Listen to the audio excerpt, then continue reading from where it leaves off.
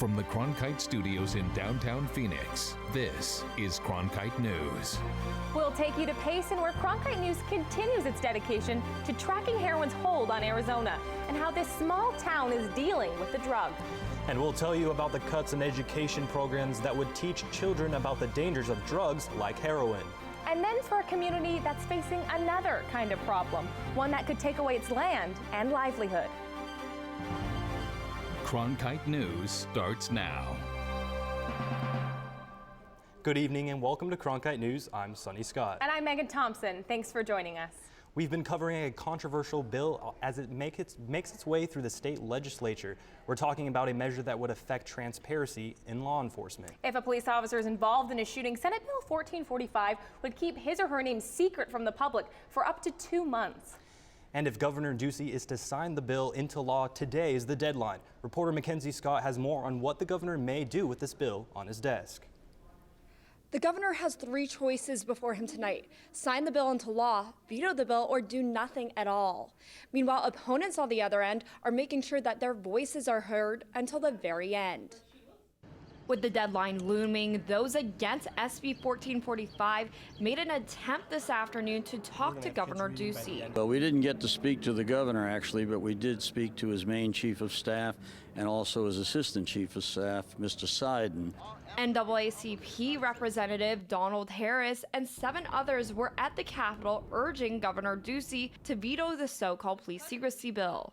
What this legislation does instead is it creates it introduces this air of secrecy, which will only then serve to enrage the people. We agree with the bill. The measure allows law enforcement agencies to withhold the name of a police officer involved in a deadly force incident for up to 60 days. In the mind of Joe Clore, president of the Phoenix Law Enforcement Association, this bill will give officers extra protection. Not our intention whatsoever to be withholding pertinent information from the community, because I believe they have a right to know. But yet again, we have to balance that with the safety of the officer and their family.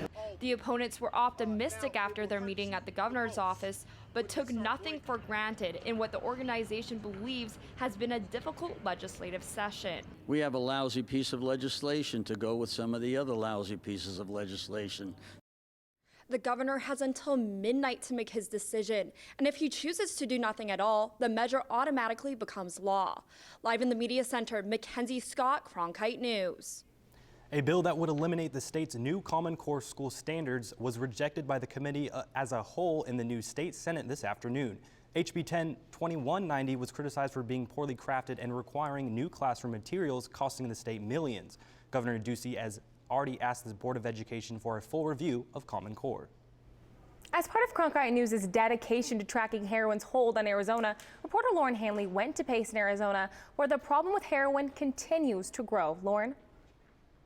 The small town of Payson sits in the heart of Arizona's rim country, almost 85 miles away from metropolitan Phoenix. But officials in Payson tell us heroin use is just as destructive in rural communities as it is in large urban cities. We'd had some issues with other drug problems in the past, but this is just encompassing our whole community. Earlier this month, nearly 70 people squeezed into Payson Town Hall, some standing in the hallway for a 3-hour meeting on the growing heroin problem in their community. And what came from that meeting was a sense of desperation. These families are looking for help any way they can get it. A few of the addicts were as well. Despite being a rural town of just 16,000 people, the average user in Payson is the same as elsewhere in Arizona, mostly teens and young adults. Our norm is very similar to what you're seeing statewide and in the valley areas as well. We've had users as young as 14 years old. Some say kids are using drugs so young because there is nothing else to do in town. Right now, the only thing we got for young people in town is the 2 parks, and most of the heroin use is going on at the parks. As part of the solution, the community has since come together with 22 professional and volunteer organizations. The school system at all levels, behavioral services that provides clinical help to addictive individuals. We've brought together religious organizations. While the mayor says there are after-school activities available, others say more needs to be done for the Payson youth. The kids out here, they need help. They need someone to, they need something to put their time and effort into other than going out and getting high. The town of Payson will hold another town meeting slated for mid-April to bring in additional resources, provide more education, and help those in need. Live in the Cronkite Broadcast Center, Lauren Hanley, Cronkite News. Right now, there are few official programs to educate young people about the harmful effects of drugs like heroin. Cronkite News reporter Mark Mangura talked with a former addict and agencies hoping for a change. Heroin abuse and the number of overdoses has been on the rise in Arizona ever since 2009. But the problem hasn't gotten a lot of exposure since programs like DARE have been cut out of schools. Addiction is a problem. As a former addict, Danny knows the struggle of being hooked on heroin. Health was deteriorating. I didn't want to get up in the morning. I thought, what's the point, really? I knew that I would have to go out and look for drugs. He wonders if his life would be different with earlier drug education and intervention in the classroom. There wasn't anything, no education programs besides DARE, which I had in 5th grade, and frankly, I couldn't tell you a single thing about DARE. Surprise Police Chief Michael Frazier says that over the years, a series of budget cuts has phased the police-run drug education program out of most Arizona schools. I will say it wasn't a perfect program, and the reason is this.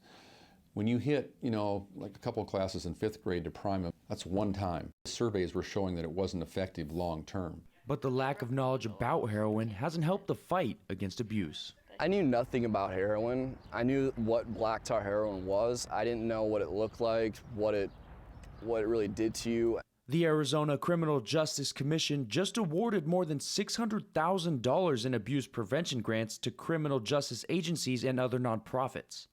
Chief Frazier says it's a win in a long fight ahead. If you can keep a person off of illegal drugs to the age of 19, their chance of ever using illegal drugs is less than 1%. And Danny agrees that this new funding can offer the resources to help put kids on a better path. Someone that can go talk to classrooms, whether it be a drug counselor, a former user, a convict, someone that can expose the truths and, what they went through. The grant money will go into effect for programs starting on Wednesday. Almost a third of the money will go to buying more drug testing kits so agencies can test more often, hopefully catching drug abusers more consistently to get them the help they need. Live in the Broadcast Center, Mark Mangura, Cronkite News. A new study finds only 6 states are more dependent on the federal government than Arizona. WildHub.com used 4 factors to determine federal dependency, one factor being federal funding as a percentage of state revenue. In Arizona, 36% of state revenue comes from federal contributions, which works out to more than $10 billion. The study also looked at the correlation between state dependency and percentage of gross domestic product. Here, Arizona falls into an undesirable category, high federal dependency and low GDP. But an ASU professor who analyzes state finances says it may not be all bad news. I don't think the fact that we're reliant on federal dollars in and of itself is a bad thing for business, because again, understanding what those statistics mean and what the percentages is calculated upon is key to understanding what the impacts are. If you would like to see how these states rank in the federal dependency study, just log on to CronkiteNewsOnline.com for a full interactive graphic. And next on Cronkite News, find out why farmers in Greenlee County are upset and why they could be losing their farming land. The farm itself has been going in the red the last few years by $1,000 to $5,000 a year.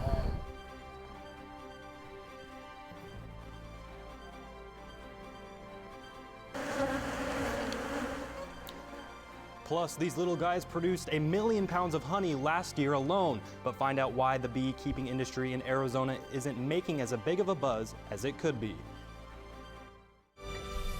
This winter, we'll take you to the heart of Downton. You have to take control of your feelings before they take control of you. Thomas. We'll place you at the scene of the crime. Trouble seeks you out, doesn't it? Yes. And we'll fly you to the ends of the earth. Are you seeing this? Support the one place that can take you any place. Hi, I'm Beth McDonald, host of 8's brand new show, Arizona Collectibles. Filming for season 2 is right around the corner. For your chance to be a guest on the show, visit us online at azpbs.org/collectibles. That's wonderful. Make sure to sign up early because spots fill up fast. I look forward to meeting you and seeing your treasures. Until then, thanks for watching. Thursday nights at 7:30 on 8 HD. News doesn't stop on Friday at 7:30 at night. PBS NewsHour Weekend is kind of a natural next step. The NewsHour's been committed to being available on air or online, and now weekdays or weekends. There's no shortage of news that's out there, but why do people come to us? To give them some context and analysis that they can't find somewhere else. PBS NewsHour Weekend, only on PBS. Check local listings. Access Across Arizona allows us to travel to the 15 different counties in Arizona and find new, fresh voices and underreported stories. It's been a great opportunity to travel to places we haven't been to before and talk to people we haven't heard from until now. With our new technology, we're now able to deliver stories directly to you from across Arizona. Live in Mojave County, reporting live from Prescott, live in Parker, Arizona. Cronkite News brings you Access Across Arizona. The value of water has always been high, especially here in Arizona. Deciding who gets those water rights has been an ongoing battle and has angered some in the rural parts of our state. Reporter Mariah Ellis went to Greenlee County to discuss these issues and how they could be affecting the state. She talked to farmers in Duncan, Arizona. This is very emotional for me because this was my father's farm. And I'm going to feel like a big failure if we can't keep it as a farm. Some of the farmers near Duncan, Arizona are worried to see the end of a long family business. We're frustrated. Like I said, I don't want to show how mad I really am. I feel. But it is frustrating. Both the Tyler and Lunt families have used the well water right under their land for more than 50 years. But now they're being told to stop. They claim that we're using somebody else's water, not our own. Attorneys for the Gila River Indian community argue the farmers have been drilling water that could be coming from the Gila River itself. However, determining the difference between river water and well water makes the situation complicated. And we didn't think this problem was going to bother us because our ground wasn't river water.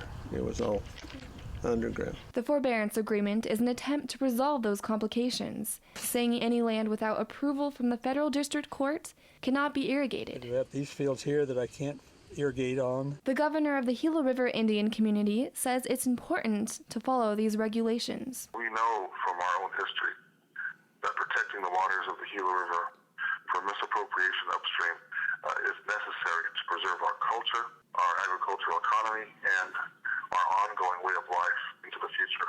For the Gila River Indian community, water is life. But Greenlee County Supervisor Robert Cordell is worried, not only for the farmers near Duncan, but for the rest of Arizona. The trickle-down effect of the economics of it. These people go out of business. It's not only them affected, it's the truckers, it's the gas that's bought. Farmers like the Tyler and Lunt families remain in an ongoing struggle, but they continue to be hopeful. I keep telling my family that one of these days it's got to turn around because people still got to eat. This is home and always will be. We don't plan on going that. However, the governor of the Gila River Indian community reassures that there will not be a loss of agriculture in the state of Arizona. As I said, we were the breadbasket of the region historically, and we want to be the breadbasket of the region in the future. We're looking at ways where it's not only benefiting our community, but benefiting the surrounding communities. Although there are losses, after years of fighting to regain their water rights, the Gila River Indian community hopes that Greenlee will one day be an example to follow in the future. In Duncan, Mariah Ellis, Cronkite News. The governor of the Gila River community, Stephen Lewis, says that recognizing everyone's rights under the law is critical in order to move forward. By protecting the water now, the river can be an ongoing resource for all of Arizona to use in the future.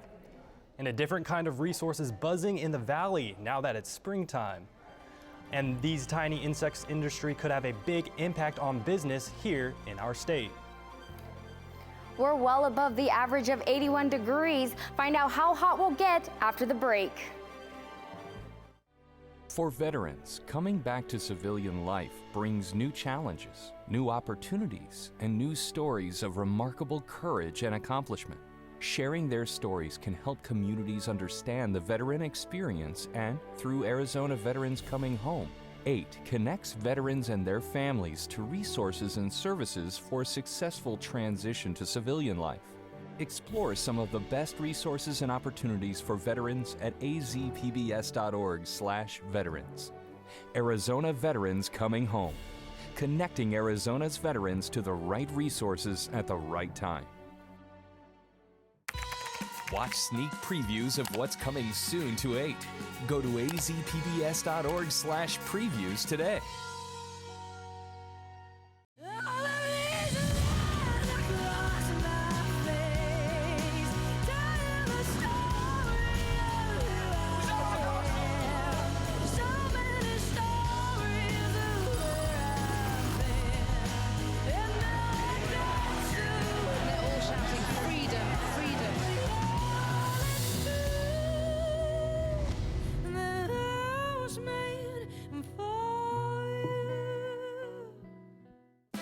Arizona PBS, a community service of Arizona State University, delivers new ideas and new worlds to the explorer in you.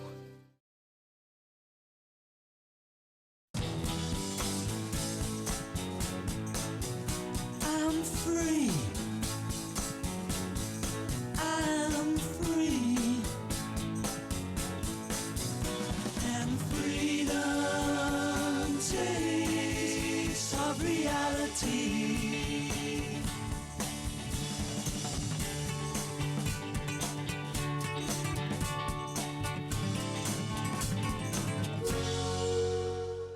The first couple of weeks of spring are in the books. Well, in Arizona, it always feels like springtime. But with flowers beginning to bloom, bees are beginning to come out in droves. Especially here in Arizona, as Ryan Hill reports, bees and their honey could be big business. It's 2/3 of an inch big and could provide the means to develop a booming local business. I'm talking about the honeybee. These flying critters could forge a new local business market, and I spoke with one beekeeper here in the valley to see what all the buzz was about. Stings do hurt. These intimidating insects provide a business and a product that some love to indulge in. The U.S. Department of Agriculture reported Arizona produced more than 1 million pounds of honey in 2014, $2 million worth. Moore's Honey Hive Farm sells this sweet concoction with hopes to raise an interest in local beekeeping and boost local economy. We get a lot of repeat business because they all like it that it's from here, not Indonesia, Korea, China. And I'm a bee farmer, so I mean, they like to support me because I'm here.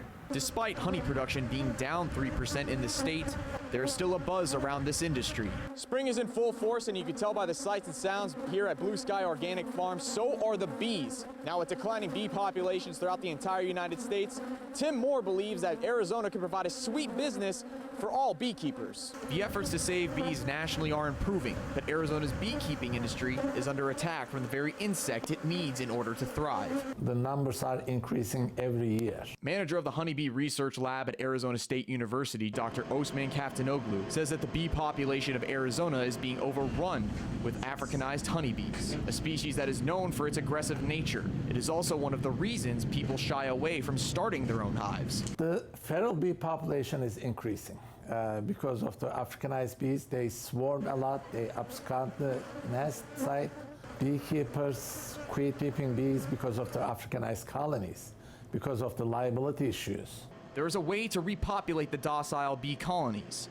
Find the right queen. If the beekeepers do not buy queen bees from the known sources, then if they raise their own queens, they will become Africanized.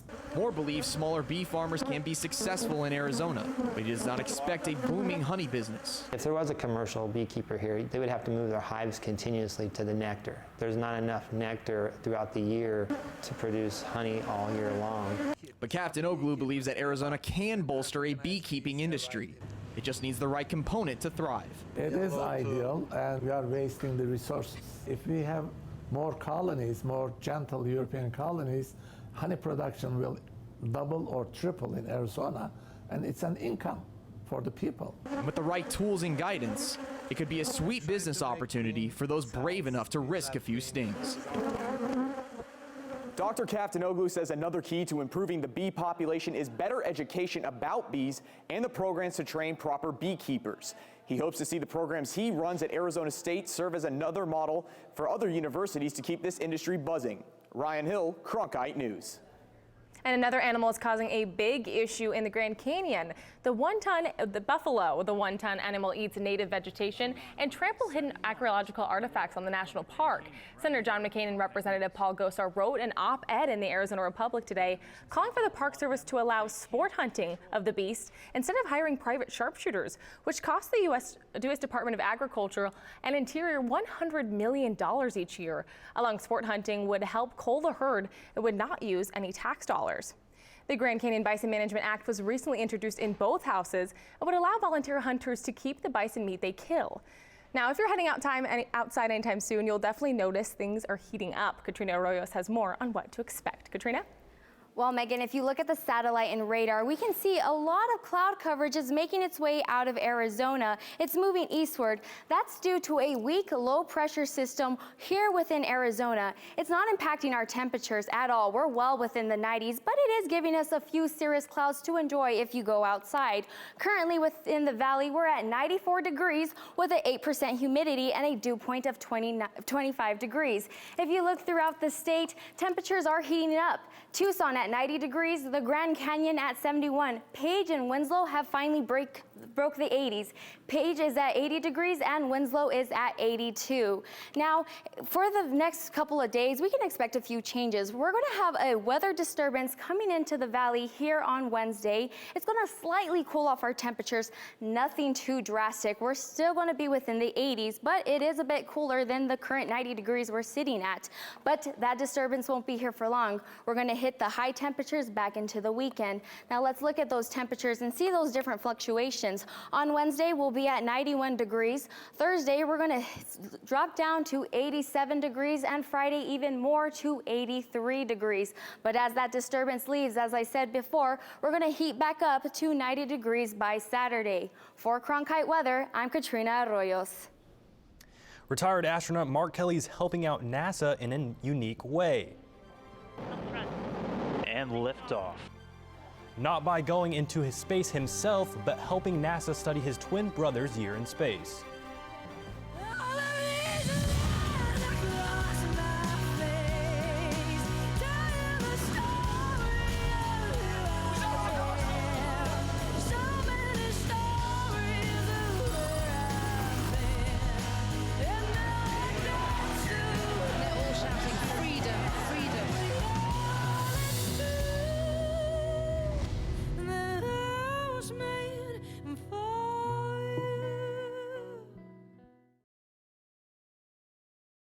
At ASU, we believe the most important semester is the one that starts after you get your diploma, the one called life. So we work hard to help our alumni thrive, teaching them the importance of not only achieving their goals, but exceeding them. With innovative programs that embrace hands-on learning, that encourages real-world growth. Our alumni know it can be the education of a lifetime, for a lifetime. For more information, thrive.asu.edu.